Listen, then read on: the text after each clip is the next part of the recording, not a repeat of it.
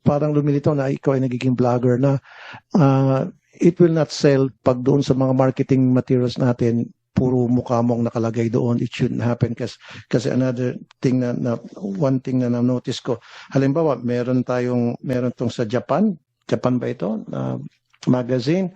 I think it's a free magazine. Pagkakataon na sana natin na para sumikat tayo sa Japan, yung tourism industry natin, sa halip nakalagay dito ikaw and then yung mga groundbreaking pinapakita natin, sa halip na dapat ipapakita natin yung underground river, the 8 wonders of the world, yun, Tabon Cave, etc. Ang pinakita doon, kayo po at saka yung mga groundbreaking ceremony, which will not sell. Senator, unang-una po, hindi po ako nagagalit, nagtatrabaho lang po ako. Kaya siguro po grabe po yung atake sa akin kaya hindi naman ako nagagalit, hindi na ako sumasagot, no. But I just wish to make clear na yung background ko po ay naging mayor po ako dun sa Cebu.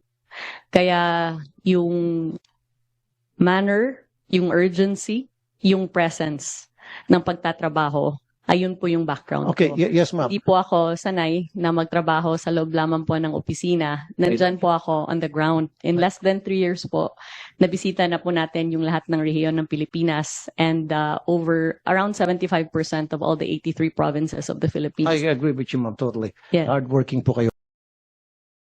Now, sabi niyo po, yung sa magazine, wala pong consent niyo, ilagay mukha niyo. How about dito po sa mga airport sa Cebu? Nandito po yung mukha niyo, welcoming the tourists. That's actually not an airport in Cebu. That, I believe, is in Boracay. In Boracay. Yes. Instead po ng picture, like I said, nothing personal with you, mama. Instead sabi ko kanina, personality, ba't di na lang tayo maglalagay ng mga lugar na pwedeng puntahan na para, like I said kanina, for the end time, maingganyo yung mga tao na, sige, pupunta ko, ang ganda niyan. Di ba parang sa ibang lugar, tulad sa Dubai, if I go to other countries, sa airport pa lang nila, may kita mo nun sa walls yung mga lugar na pwede pupuntahan na you're being invited to go to that place. In this case, and then isa pa po, meron ditong promotion na kayo po'y nakasakay sa bangka and you're promoting the Philippines at kayo po'y nakadamit ng mga bulaklakin at sa Lake Cebu ba ito? Ito ba'y walang authorization nyo rin na ilalagay po yung mukha nyo dun sa cover ng magazine na kayo po'y nakabihis at parang nag-invite ng mga tourist?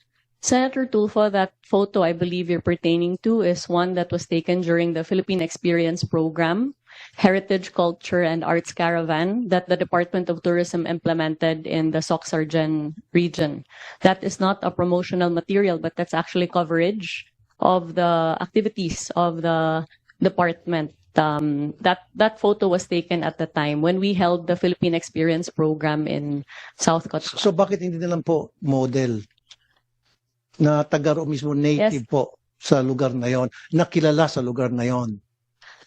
Why you? That photo was taken during my presence at the Yes, South I know, I Cotabato. understand. Yes. We don't have any fight on that matter.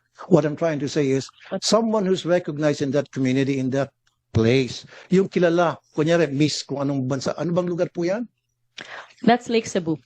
Cebu. Oh, how about Lake Cebu. Yes. Lake Cebu in Cebu? In South Cotabato. And so, how about Miss Cotabato instead of you?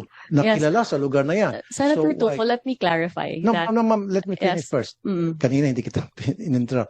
So bakit hindi na lang po yung isang native na kilala ng mga tao na kapag nakita nila, agad-agad maintindihan nila bakit siya nandyan as opposed to ikaw. Isa pa po. Ma'am, these are, isa pa dito, meron sa isang, ano ba to? Pinakita sa amin na puro nakalagay frasco sa isang sa Ninolan, Cebu. So doon sa mga yung sa mga tabi-tabi na may mga eateries, mga karinderya. So merong kahabaan puro karinderya sa, I think sa highway ba ito. So sa taas sana inilagay niyo po doon yung mga lugar na pwedeng pasyalan. I'm sure na dadaan dito yung mga turista kasi highway po ito. Sa halip na ilagay niyo po yung karatula doon, na mga places na pwedeng bisitahin, ang nilagay niyo po doon, puro apelyido niyo po, all the way.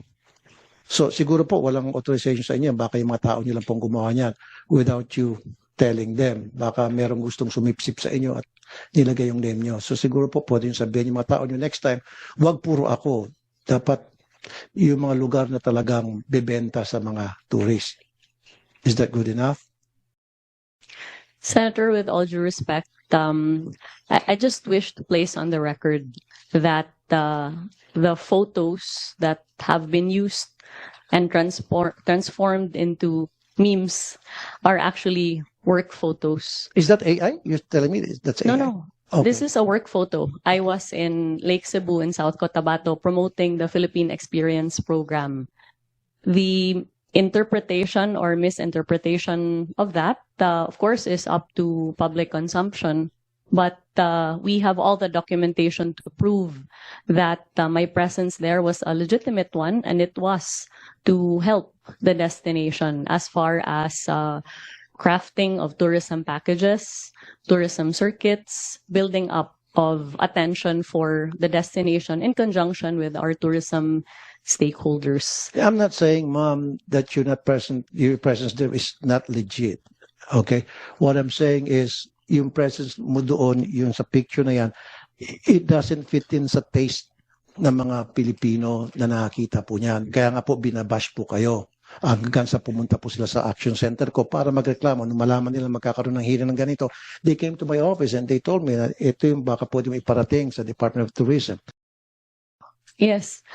I completely hear you, Senator, and I'm grateful that you have brought these matters to light. But since I have the floor, I would just like to reiterate my position that I have tried to be as present as possible in our destinations and for our stakeholders. That is the extent of the duty that I have exercised and nothing more. I have no national ambition. I'm not running for any national position. And therefore, any accusation of self-promotion would fall flat because I am not running for any national position in 2028. And therefore, there would be no reason for me to promote myself. I'm sorry, ma'am. I'm not saying that you're running. Don't put words into my mouth.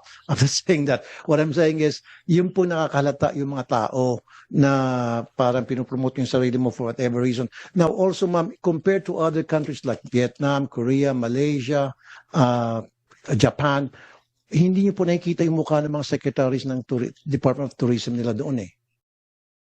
That's what the Yes. people that came to me. Perhaps if it is the pleasure of the Yeah. senator that I no longer visit our destinations or that there be no coverage of the same, we can take that into serious consideration. But as far as I'm, Of my course, ma'am, understanding. of course, ma'am, you can Yes. visit. Why not? Yeah, I would even, people will appreciate you going there so that makita mo on the ground kung ano yung mga kulang, ano yung mga kailangang gawin, etc. But what we are saying here, ma'am, please, huwag mo i-promote yung sarili mo. Pag I pumunta have ko na not, sa isang lugar, Senator. kung ano yung mga kulang doon, punahin mo and then punuan mo. Yun po yung point ng mga netizens na lumapit po sa akin.